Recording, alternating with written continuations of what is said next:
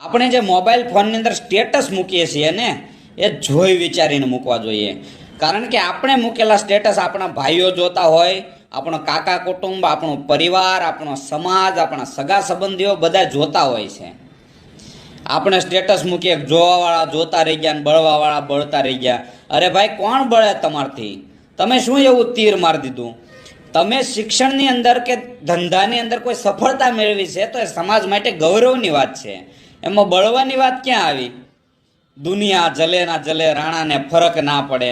અરે ભાઈ, કેમ ફરક ન પડે?